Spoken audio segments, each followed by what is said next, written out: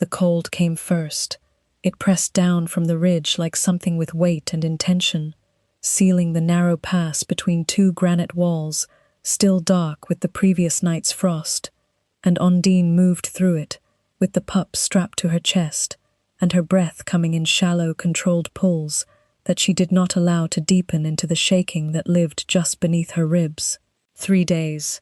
That was how long she had been in the pass. 3 days since the village at Ashford's Crossing had burned, and she had run east with the only thing she could carry, and the cold this morning was the worst of the 3. Sharp enough that the skin of her forearms had gone past aching into a particular kind of numbness she recognized as dangerous. She kept moving. That was all there was left to do. Keep moving. The pup against her chest was small, smaller than he should have been for 8 months, lighter than the pack on her back, which held 3 strips of dried venison, half a skin of water, and a folded oilskin she had used as a blanket for 2 nights now, without sleeping more than an hour at a stretch.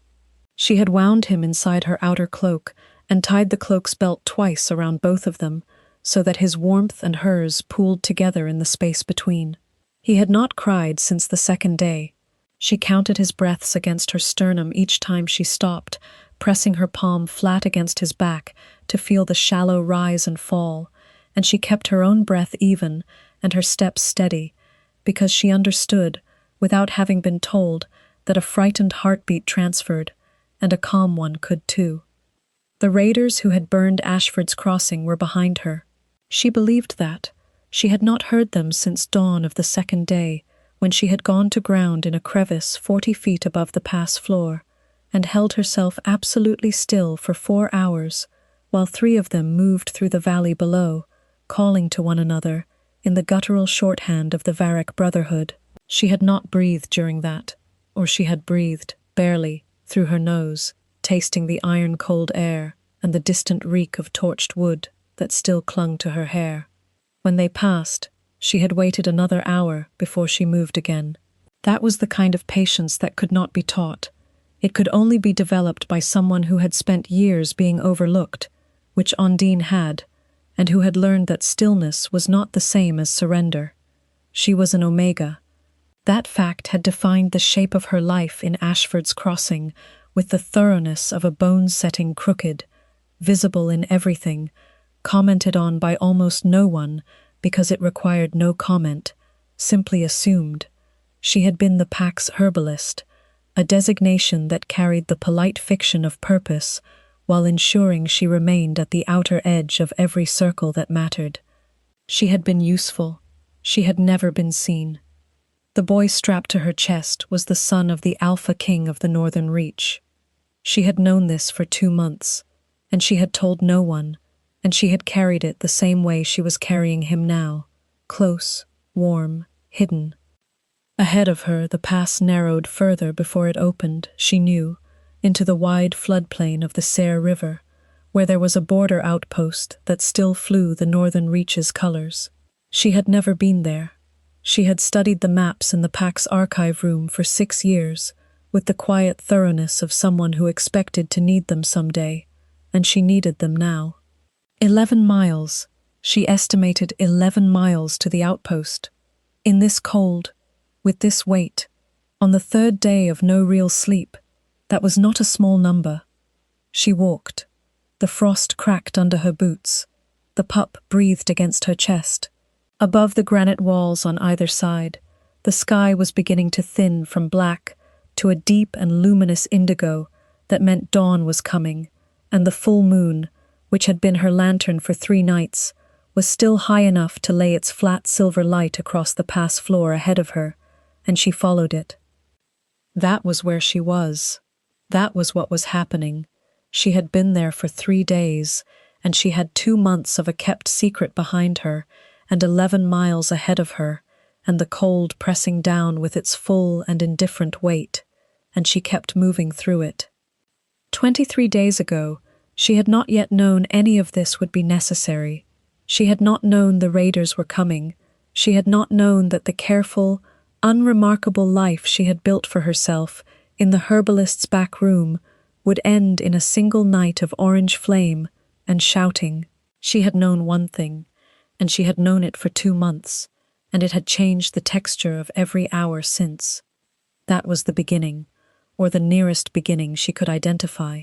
The full story started earlier than that, the way most true things do, buried in ordinary days that only reveal their weight in hindsight. Ondine had been quiet for most of her life. The cold came down. She walked. The pup breathed. The moon burned overhead, and the pass walls rose on either side like the hands of something vast and patient, and she did not stop. The story of how she arrived here began in a room with no windows and too many records, and it began not with a crisis but with a smell, the smell of cedar, and beneath it, carried on a draught from under the archive room's western door, something else. Something warm and almost sweet, like rendered fat and honey on the same surface, undercut immediately by the bitterness of a wound beginning to turn. That was 2 months ago. That was where the real story started. Ondine had been at her work table when she smelled it. She had been cataloguing the winter stores, not because it was her assigned task that afternoon, but because no one else had done it, which was the category that most of her tasks fell into. The archive room in Ashford's Crossings pack house was small and underlighted and perpetually cold, and it smelled of old paper and the dried lavender she hung from the ceiling beam to deter moths. She had been there for 3 hours. She was comfortable there. She was, in most of the ways that mattered to her, invisible there, which was the state she preferred. The smell came under the door like a thread being pulled. Cedar first, clean and sharp, then the warm, sweet layer, then the wound. Ondine set down her pen. She sat still for 3 seconds, parsing what she was receiving. Then she rose, crossed the room, opened the western door into the narrow servants' corridor, and found a wolf. Not a shifted wolf. A child. He was perhaps 8 months old, which she estimated in the half-second before she thought about anything else, because she had worked as an herbalist for 6 years, and she had learned to read bodies the way another person reads a page. He was wrapped in an oiled travel cloak 2 sizes too large for him, and he was lying on the corridor floor in a nest of that cloak, and he was very still, not sleeping. She could see the quality of his stillness was not sleep. His eyes were open.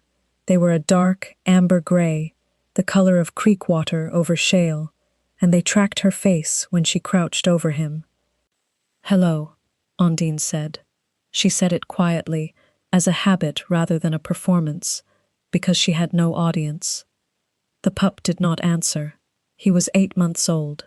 He breathed, though, and that was the essential thing. She checked him methodically. No visible injury.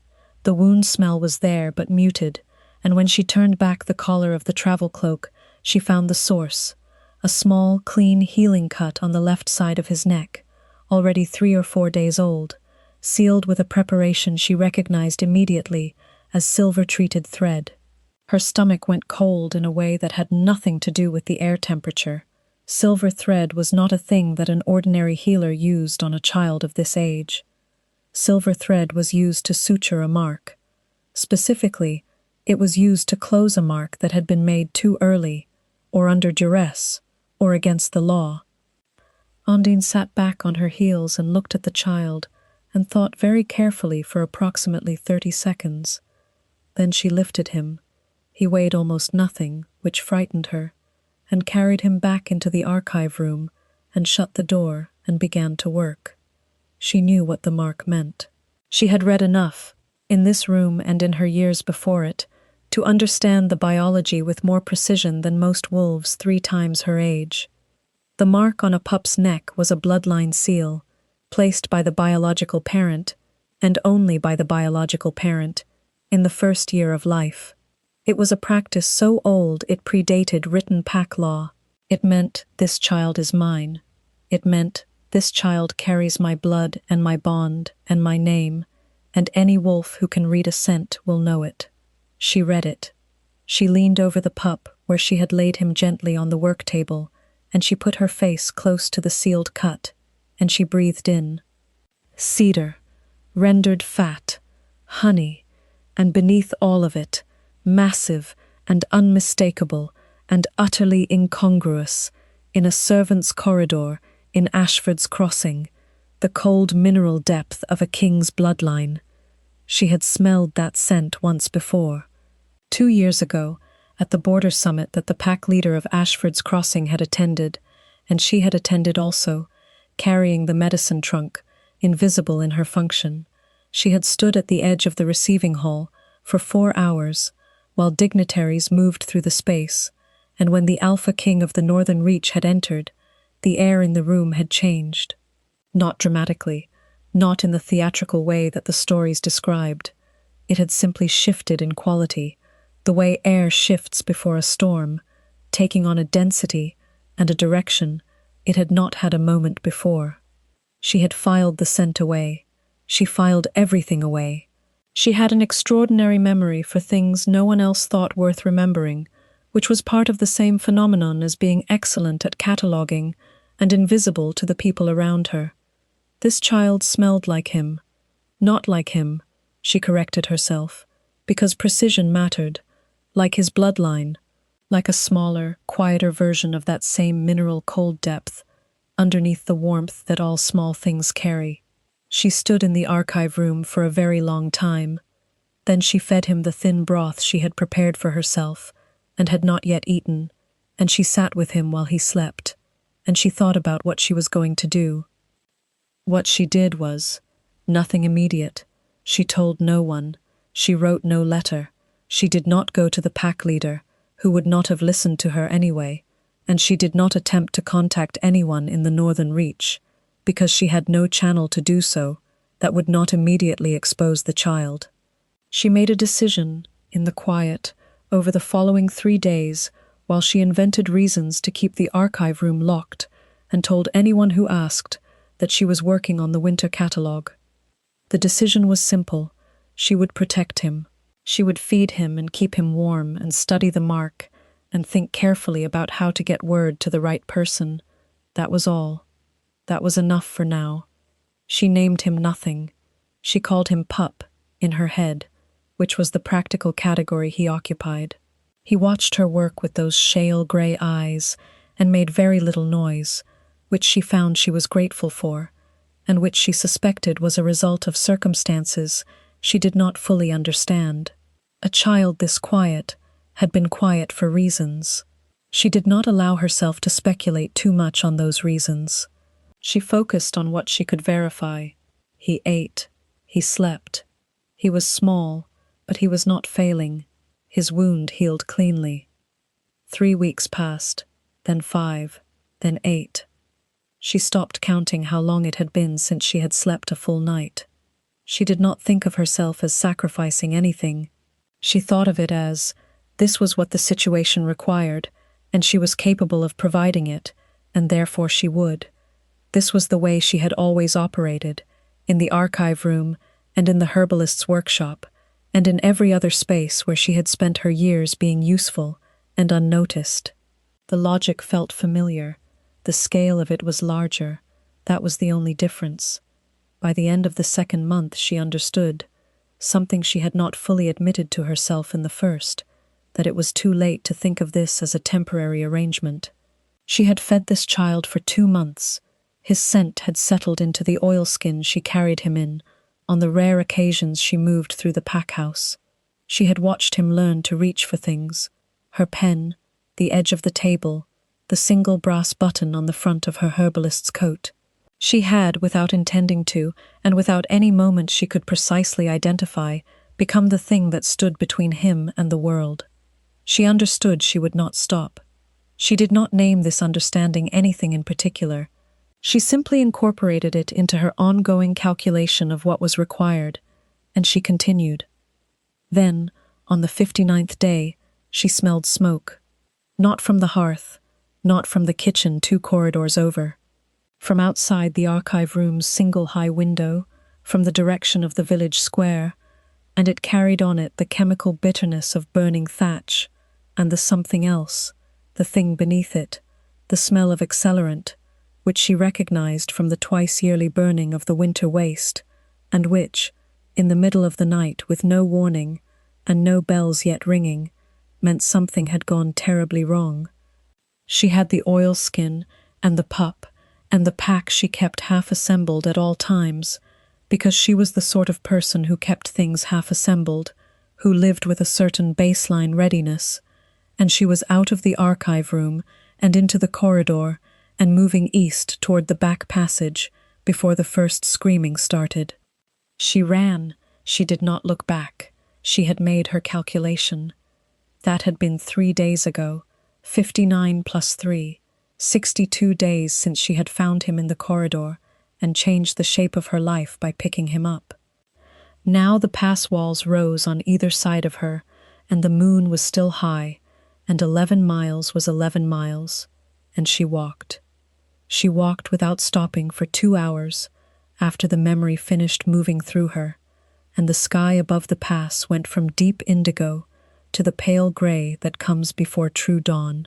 The cold thinned marginally with the gray, or perhaps she simply stopped being able to measure it accurately because her arms had been numb since the second hour, and her legs had developed the particular wooden quality that came not from muscle failure, but from something deeper, some rationing that the body begins when it understands the reserves are running low.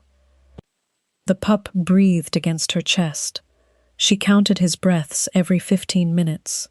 She had decided 15 minutes was the interval that gave her the best information without consuming enough attention to affect her footing on the frost-cracked stone.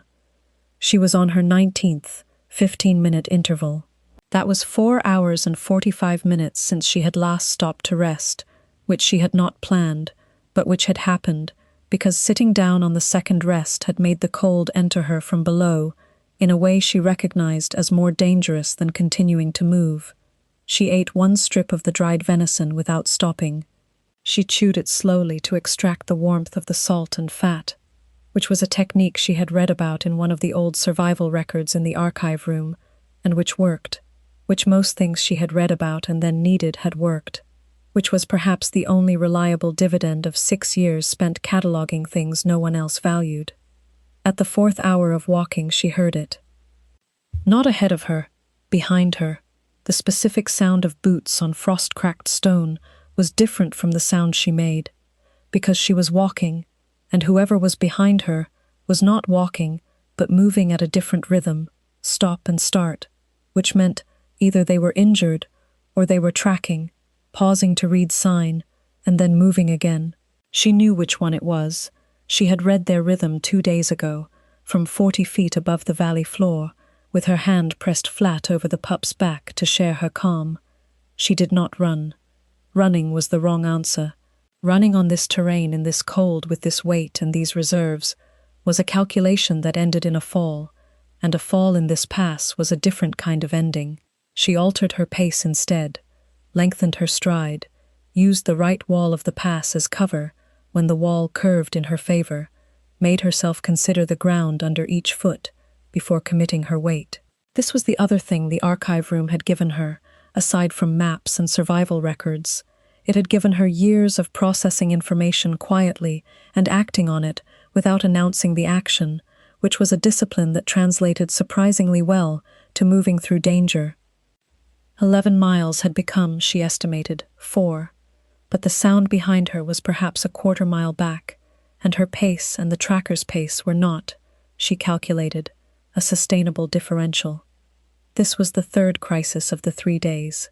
She assessed it the same way she had assessed the other 2, methodically, without self-pity, by identifying what she had and what she needed, and whether the gap between them was survivable.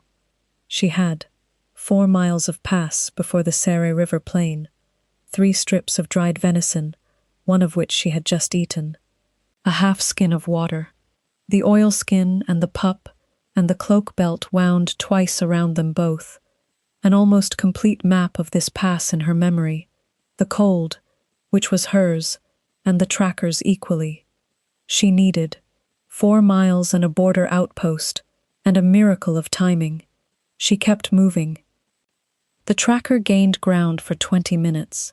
She could tell by the sound, the way the stop and start rhythm resolved into something more continuous, more confident, which meant they had found her stride marks in the frost and stopped needing to pause and read sign at every curve. She adjusted. She began to use the right wall more aggressively, placing her boots in the shadow strips where frost had not formed because the stone leaned above, leaving less impression. It slowed her marginally. It cost her something. She paid it. The cold deepened again with the dawn's false promise. It did this, she had noted on the previous mornings. The temperature dropped one final time in the hour before the sun actually cleared the ridge, a last effort of the night. She pulled the oilskin tighter around the pup. His breathing was still steady, still the rhythm she had memorized against her chest, shallow and even and persistent. She counted 15 breaths and moved on. Then the pass began to widen. She had been waiting for this.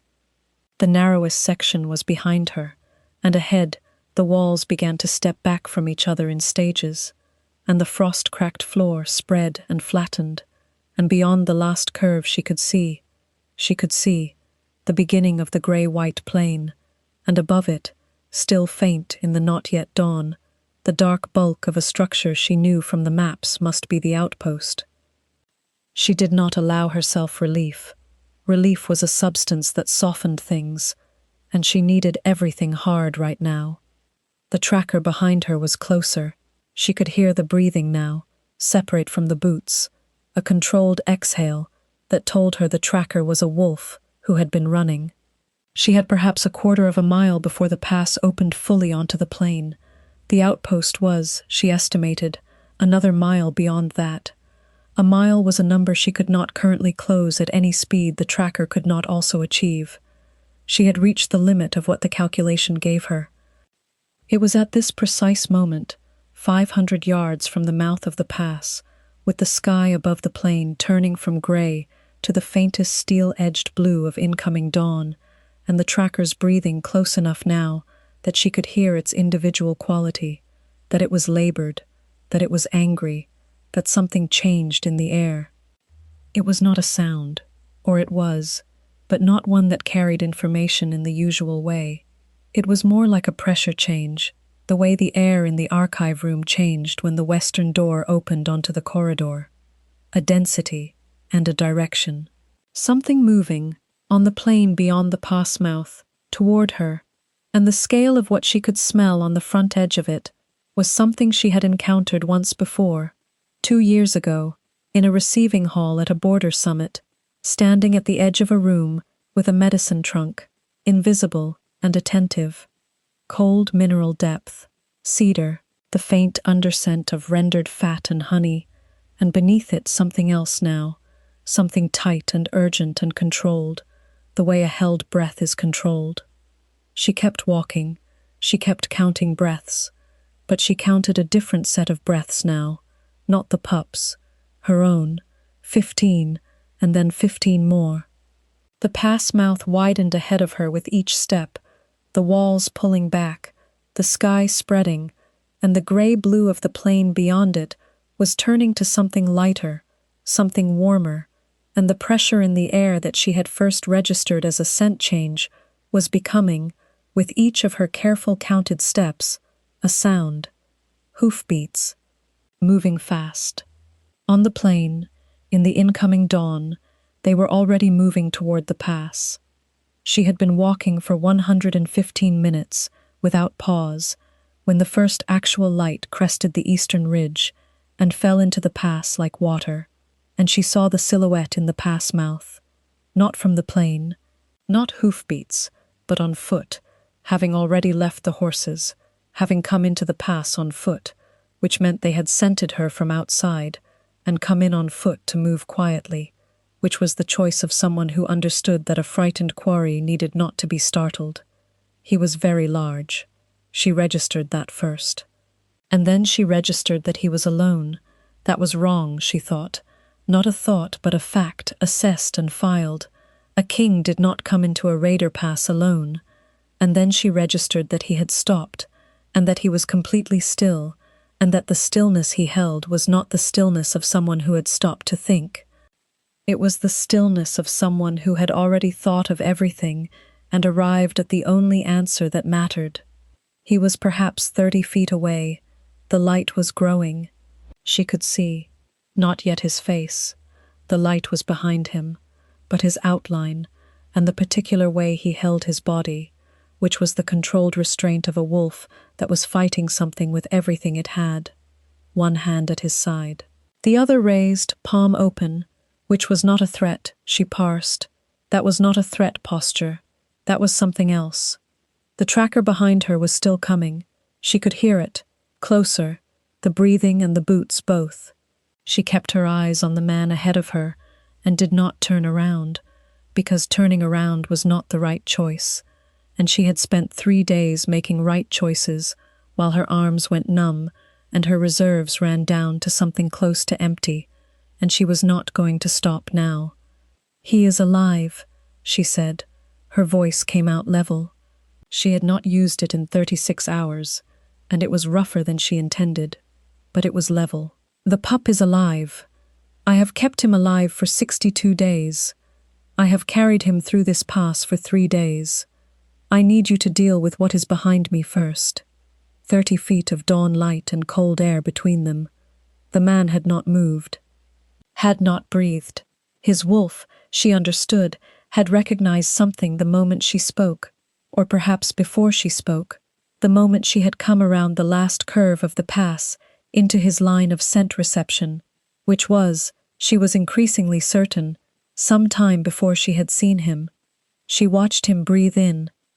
She watched something cross his body that was not a movement so much as a resolution, the held breath released, not dramatically, not with the spectacle she might have expected, but with the controlled precision of someone setting down a weight they had been carrying without knowing it. His shoulders dropped by perhaps a centimeter. His raised palm turned, the fingers curling not into a fist, but into something else, some posture she did not have a name for. And then his voice, which came from somewhere low in his chest, addressed the space behind her. "Take him," he said. It was not loud. It was not loud at all. But she heard, in the moment after it, the boots behind her cease entirely, and then the particular sounds of multiple pairs of boots, not one, not the single tracker she had accounted for, but several, 4 or 5, moving at speed from positions along the pass walls where they had been waiting in stillness, and the tracker behind her made a sound that was not a word. And then there was a brief series of the sounds that fighting makes when it is over very quickly, which she understood meant the tracker had not been a match for what had been waiting. It was quiet. 11 miles in 3 days and 62 days before that, and a room with no windows, and now the pass was quiet. She stood still. Her legs had, she noted with a detachment that surprised her, stopped transmitting detailed information to her about their condition, which was a sign she recognized as the body's final concession before it required stopping.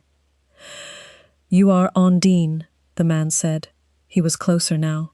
He had moved during the sounds behind her, she realized. He had moved to close the 30 feet to 10. She looked at him. The dawn was full enough now.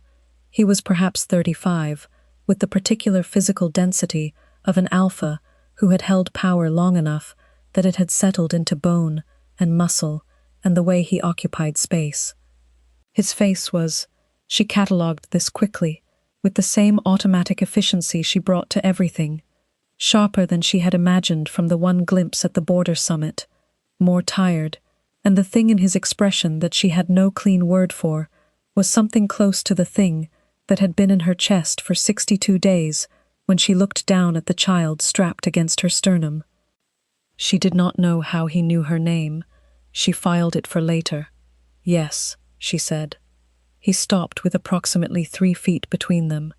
His gaze had gone to the pup almost immediately, but it returned to her face with what she registered as a deliberate effort. He was making a choice about the order of things. "You found him," he said, "in Ashford's Crossing, 62 days ago." She watched his face as she gave him the number. She was not certain what she expected. What she saw was a muscle moving in his jaw, once, contained, and then still. "He is mine," Caspian said. The words were flat, not a question, not, she understood, a territorial declaration in the ugly sense, just a fact he needed to confirm was shared. "I know," Ondine said. "I have known since the first day.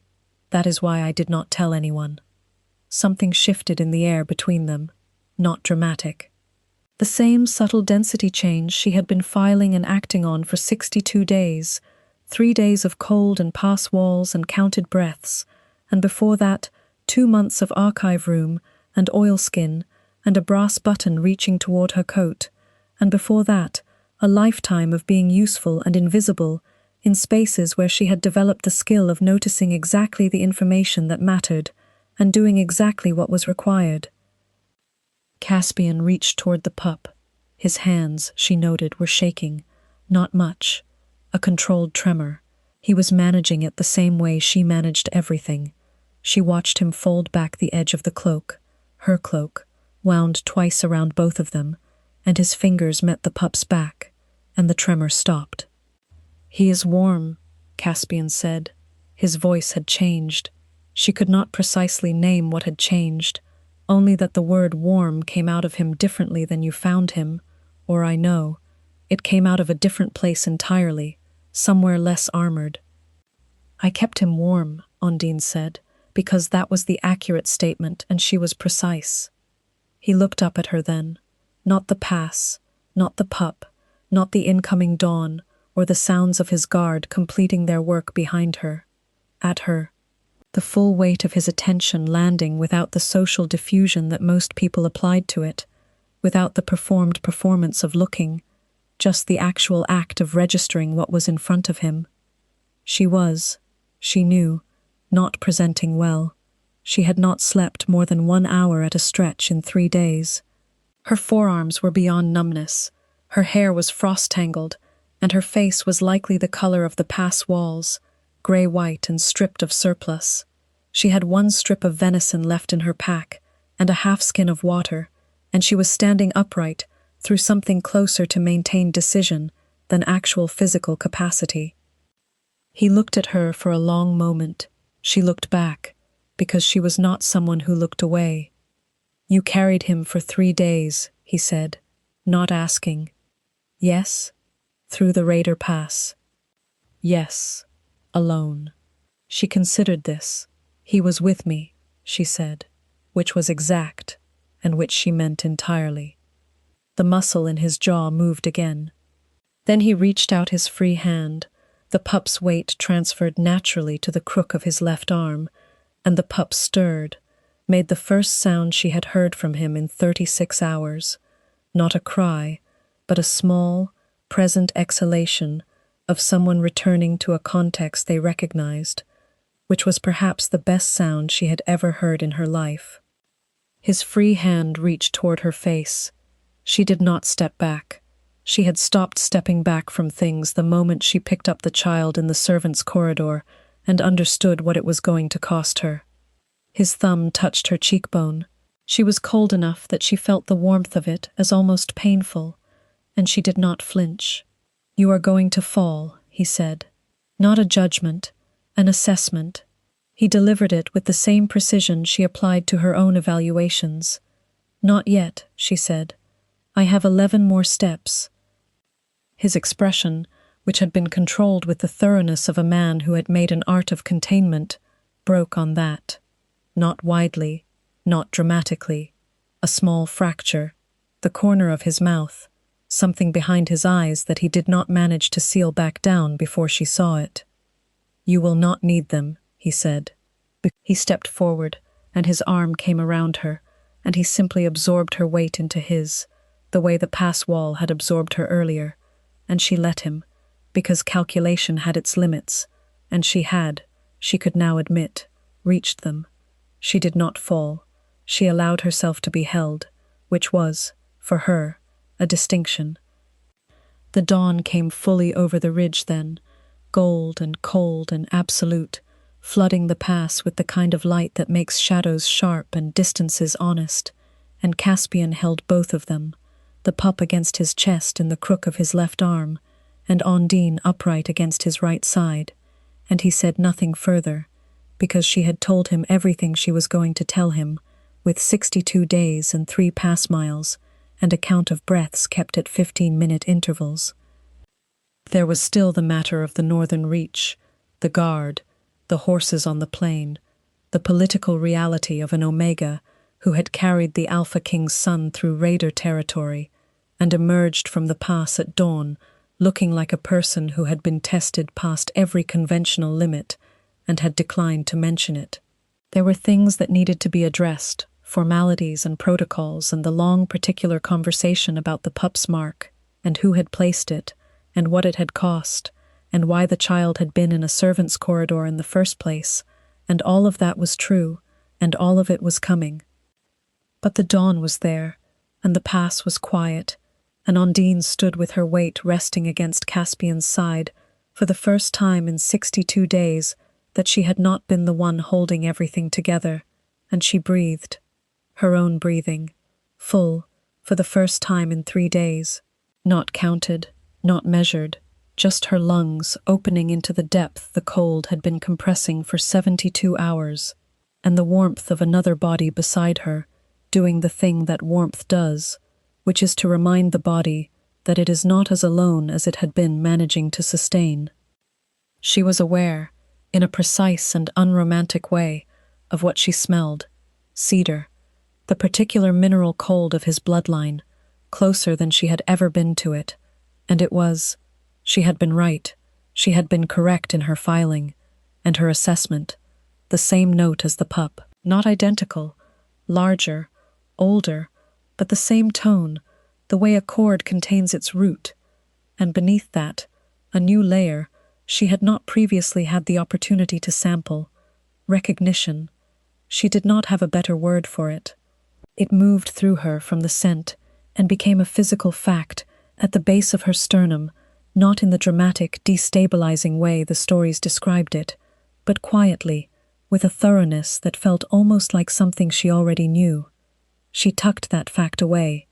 She was, still, not a person who announced things before she understood them, but she kept breathing. The guard emerged from the pass behind them in silence, 4 of them, one of whom was carrying the raider's gear and showing the neutral face of a person who had accomplished a task and required no acknowledgement. They fell into position at a respectful distance. None of them looked directly at Ondine and Caspian. She noted their collective stillness, the way their attention angled slightly away, as though the sight of the 2 of them together was a thing their bodies understood, required a particular kind of courtesy. She filed this also. Caspian spoke to his guard without turning. We moved to the outpost, Healer waiting on her first, then the child. A pause, in which the guard did not speak, but breathed, and she read in that breath the particular texture of a group absorbing something and rearranging itself around it. Her first, one of the guards said, which was an echo, and which was, she understood, a confirmation that carried more weight than mere repetition. The walk to the outpost took 40 minutes. Caspian carried the pup the entire way and walked beside her at a pace that was calibrated, she noted, not to his own preferred stride, but to the actual sustainable capacity of someone on her 3rd day of compromised reserves, which was a piece of attention so precise and so unannounced that she had to work slightly to keep her breathing even. She counted the steps anyway. Old habit, she had told him 11.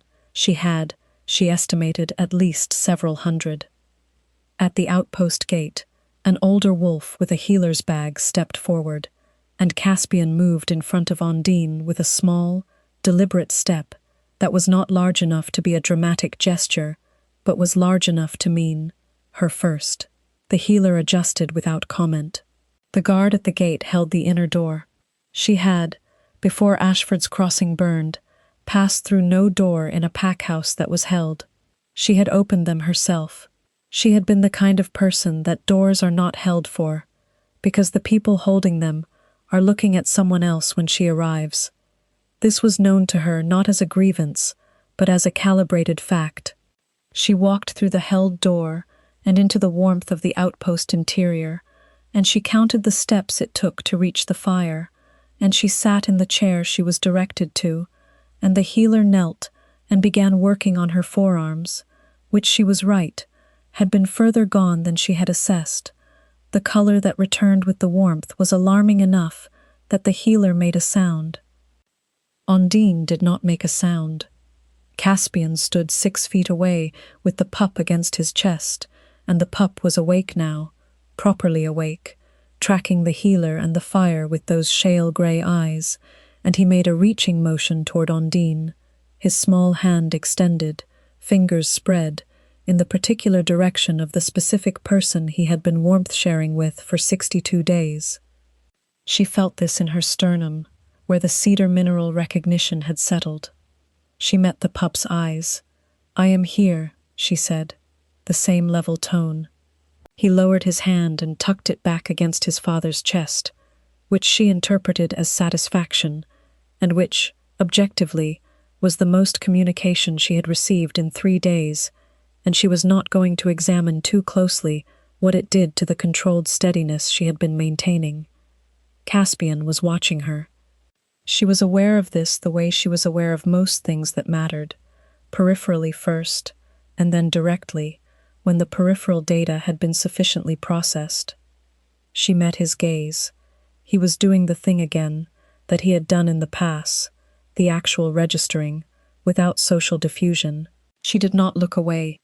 "Who placed the mark?" she said, because this was the question that had been waiting for 62 days, and she was, at her core, a person who organized her information gaps in order of priority, and this was the first one. Something moved in his expression, not evasion, something that looked more like cost, the particular look of a fact that has been carried for a long time. His mother, Caspian said, 12 days before she died. She placed it so that any wolf who found him would know whose blood he carried. She understood she was not going to be able to tell anyone herself. Ondine absorbed this, all of it, the 12 days, the understanding, the making sure with a mark, what could not be made sure with words. She recognized the structure of that decision, the logic of it, the form it took. She had made 4 or 5 decisions in the last 62 days that had the exact same shape. She made the right choice, Ondine said. Caspian looked at her for a moment that was neither short nor long, but in which something moved that she thought, with the detached precision she brought to all her assessments, was the quality of a person encountering a truth they had needed someone to say aloud for a very long time. "Yes," he said, "she did." The healer finished with her arms and began on her feet, and the fire burned, and the pup slept against his father's chest with his small hand, occasionally reaching, and Ondine sat in the chair and let her body remember what warmth was, and she thought about the 62 days that had preceded this morning, and the particular, unannounced weight she had been carrying that was not the pup, and not the pack, and not the 3 strips of venison, and the half-skin of water. She had been carrying the knowledge of what he smelled like, and what it meant, and what it was going to require of her when she finally put it down. The northern reach was not a small thing to walk into. She was an omega from the outer edge of an unimportant pack, a cataloger of winter stores, and a reader of records no one else valued, a person who passed through doors that were not held. She understood, with complete and unsentimental clarity, that she was also the person who had carried the Alpha King's son through a raider pass for 3 days without stopping. These 2 facts existed simultaneously. She was going to have to hold both of them for a while. She did not put that down yet. She folded it and filed it in the same interior space where she kept the maps and the survival records and the scent of cedar and mineral cold and the particular warmth of a small body breathing against her sternum at 15-minute intervals. She would return to it. She always returned to everything. The fire burned, The outpost was warm. Caspian sat, eventually, in the chair across from her, and the pup rested between them, in the small, padded crate the outpost healer produced as a sleeping arrangement, and the pup's shale grey eyes moved between his father and Ondine with the calm of a creature that had learned, in the last 62 days, that this particular arrangement was one it trusted. Outside, the full dawn expanded across the Serre River plain in long gold bands.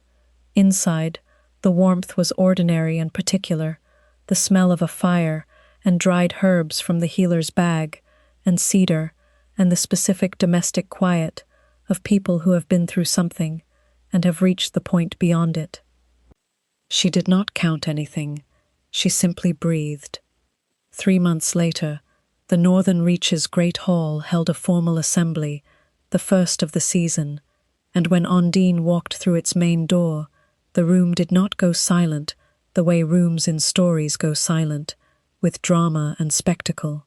It went still in stages, like a wave moving from the door inward, a ripple of deference that passed through wolves who were not consciously choosing it, because they could not help it, because the scent that preceded her into the room was not her own scent alone anymore, and had not been for several weeks, and every wolf in the great hall had already processed at a biological level what it meant, what she meant, what she was in the structure of the pack and the bloodline and the bond.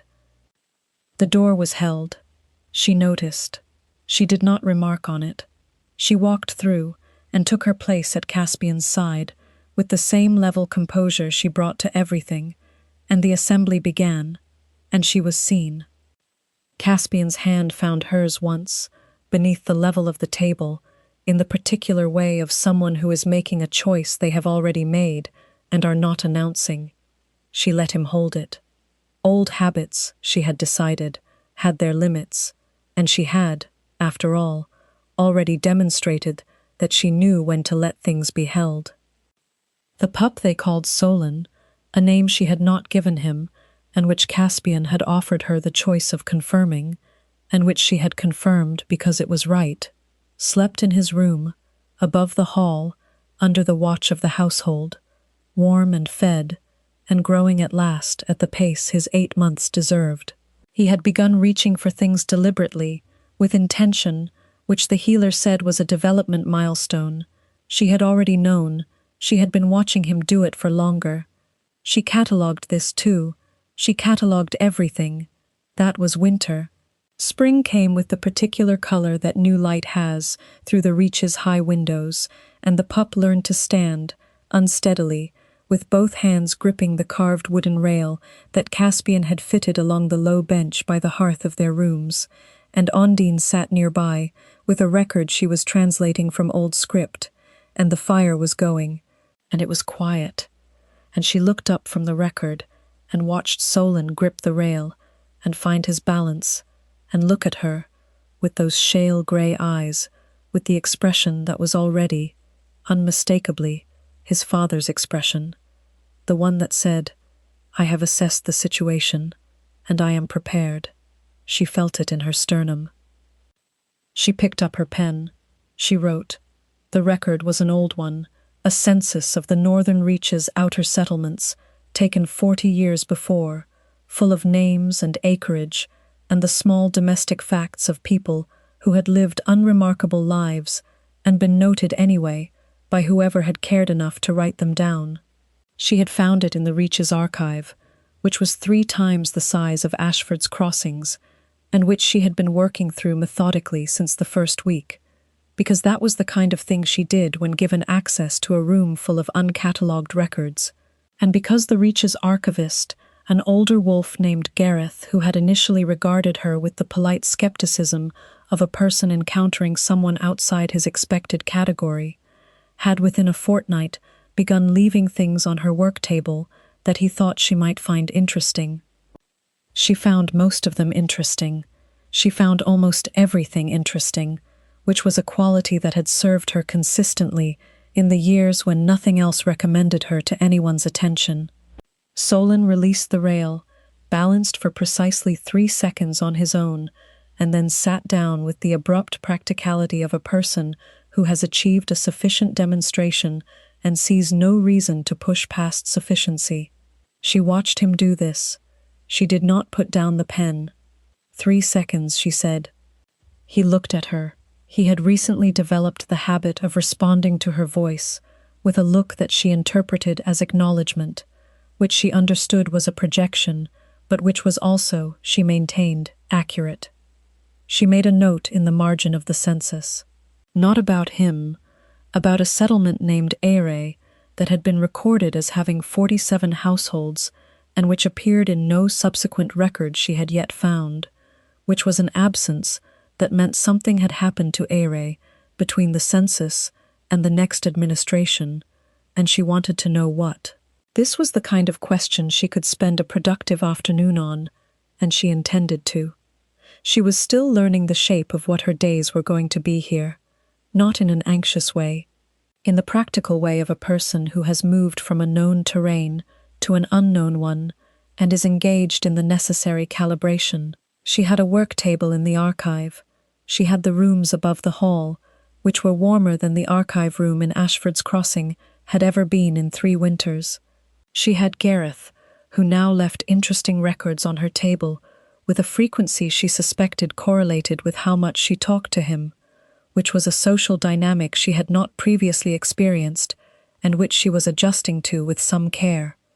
She had Solon, and she had Caspian, in the particular way that was still developing its shape, accumulating its ordinary days, depositing them against the extraordinary foundation that 62 days and a raider pass had made.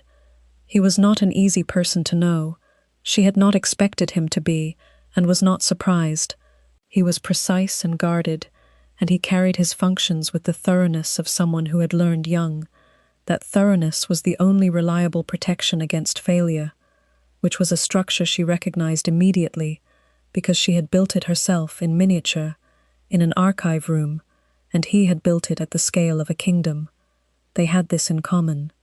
They had more in common than she had initially calculated, which she suspected was always the case with fated bonds, that the matching ran deeper than biology, deeper than scent, down into the fundamental architecture of how a person processed the world. She had not told him this yet. She was still verifying it. She was precise that way. He came in from the day's first assembly, when the morning was about 2 hours old, and the fire in the hearth had settled from its earlier brightness to the steady producing kind of burn that required no attention, and Solon had pulled himself back to standing at the rail again with the focused determination of someone conducting a personal study. Caspian stopped in the doorway the way he had developed the habit of stopping there, not announcing himself, simply standing for a moment, in which he let the room be what it was before he entered it. She had noticed this the 3rd time he did it. She thought she understood it. It was the habit of a man who had spent a long time entering rooms that changed when he arrived, that stiffened or performed or rearranged, and who had found, or was finding, that this one did not. She did not look up from the census. Ere, she said. 47 households, recorded 40 years ago. I cannot find it in anything subsequent. What happened to it? She heard him cross the room, felt him stop at the edge of the table, a pause in which he read the page she was working on, upside down, with the ease of someone who had been reading documents all morning. Border skirmish, he said. 31 years ago, the settlement relocated east, closer to the Saire. They renamed it. To what? Crestholm. She wrote this down. Then she turned to the current administrative record she had cross-indexed against the census and found Crestholm, and confirmed the household count had grown to 92 over the intervening decades, and made a note linking the 2 entries in the margin. The record should reflect the relocation, she said. There is a gap that reads as a disappearance. I know, Caspian said. Gareth has been meaning to annotate it for 6 years. I annotated it this morning. Another pause. She looked up then because she had heard something in the pause. He was looking at her with the expression she had categorized, over the preceding months, as the one that meant he was encountering something he had not planned for and was deciding whether to name it. It was not his default expression. His default expression was the assessed and prepared one, which she had now correctly identified as the expression Solon was replicating at the rail. But this one appeared at intervals, specifically in moments when she did something that fell outside the expected. "The entire archive?" he said. "The portions relevant to settlement records and administrative continuity. I am working through the rest." She paused. "Gareth is cataloguing the northern holdings. I am taking the southern and the historical. It is more efficient."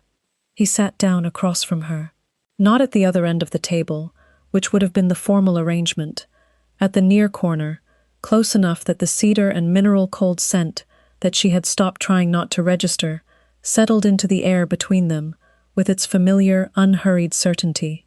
Solon made a sound from the direction of the rail, the specific sound he made when he wanted both of them to observe what he was doing, which she had identified 3 weeks ago, and which Caspian had identified independently at approximately the same time, and which they had not yet formally discussed, but which they both responded to with the consistent reliability of people who have made a decision without stating it.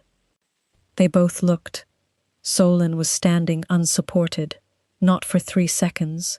He was standing with the solid, committed quality of a person who had decided that balance was a solved problem, and he was looking at them with the assembled expression, and he was very clearly waiting for an adequate response.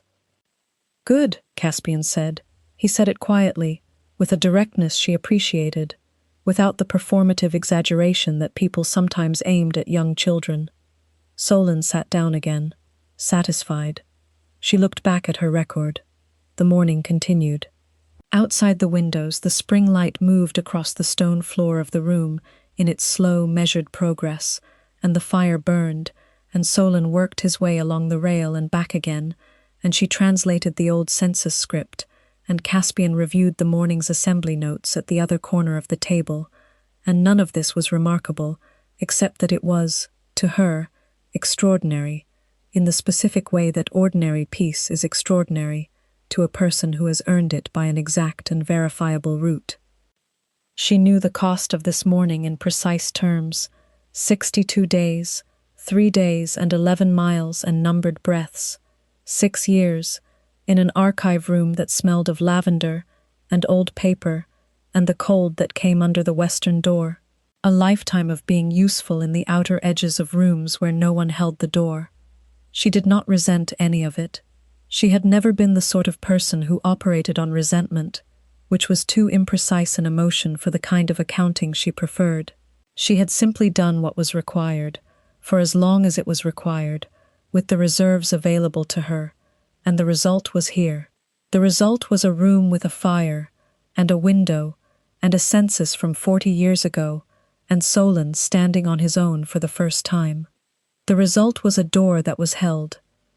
She set down her pen, not because she had finished, the census was far from finished, but because there was something she had been verifying for 3 months, and which she had now, with the thoroughness she applied to all her conclusions, verified sufficiently. Caspian looked up from his papers. She said, "I have something to tell you." It was not a dramatic opening.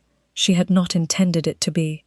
His focus sharpened in the particular way it did when she spoke without preamble, which was often, because she had never developed the habit of preamble that people use to prepare the room. "The bond," she said. "I have been aware of it since the pass, since before the pass, since the moment I came around the last curve into your scent. I have been verifying it for 3 months." He was still. The controlled stillness she knew now was his resting state, the one that looked like containment, because it was, but which was, at its root, not the absence of feeling, but its careful management. "I know," he said. "You have also been verifying it," she said. "Yes." She nodded. This confirmed her timeline. "And you said nothing because you had just come through 3 days of a raider pass and 62 days before that." he said, and I was not going to present you with an obligation the same morning I brought you out of the cold. A pause, the muscle in his jaw, and because you are someone who needs to arrive at conclusions in your own time, through your own process, and I understood that before you told me. She considered this. It was accurate. It was not an accident that he had assessed it correctly. How did you know that? She asked, genuinely curious. He looked at her for a moment. Then, with the careful precision of someone handling something that mattered, he said, because I read the archive room's catalogue, the one you completed for Ashford's Crossing. After, when we sent people back to recover records from the ruins. Another pause. 6 years of work, every entry cross-referenced, every gap noted, every settlement history linked to its subsequent records. He held her gaze. I know how you think. I have read approximately 4,000 examples of it. She was quiet. She was processing this, which required a moment, because it was the kind of information that moved things around in the interior architecture she had built and maintained for a long time. No one had read the catalogue. In 6 years, she did not believe anyone had opened it after she filed it. It had been the work of someone invisible, left in a room for the use of people who never came. He had read it. 4,000 entries of the way she organized information and filled gaps and noted what was missing. He had read the shape of her mind in the work she had done when she believed no one was watching. She felt this in her sternum as she had felt the pup's breathing there and the cedar scent in the pass and Solon's reaching hand. In the place where she kept the things that mattered. Then you already know my conclusion, she said. I do, he said, but I would like to hear it. She picked up her pen, set it down again. The fire burned. Solon had gone quiet at the rail, with the attentive stillness of someone following a conversation. They are tracking by register and cadence rather than content. The bond is real, she said.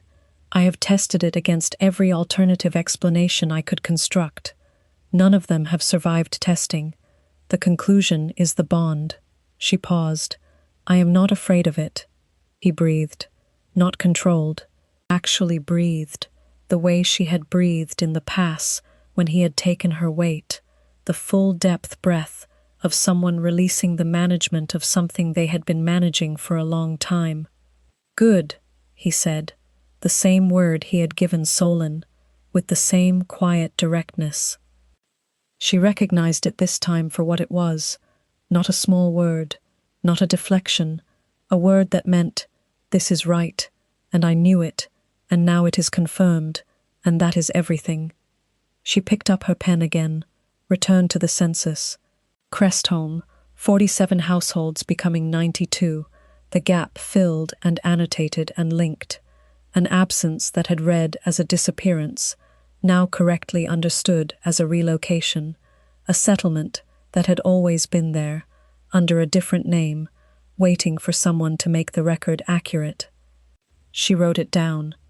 Outside, the spring light reached the far wall of the room and began its slow climb upward, and Solon stood once more at the rail and considered the problem of balance with the focused patience of someone who has already decided he will solve it. And the fire produced its steady warmth, and the room was quiet in the particular way of rooms where nothing needs to be said, because everything that matters has already been understood. She worked until the morning was gone. She had always been good at that,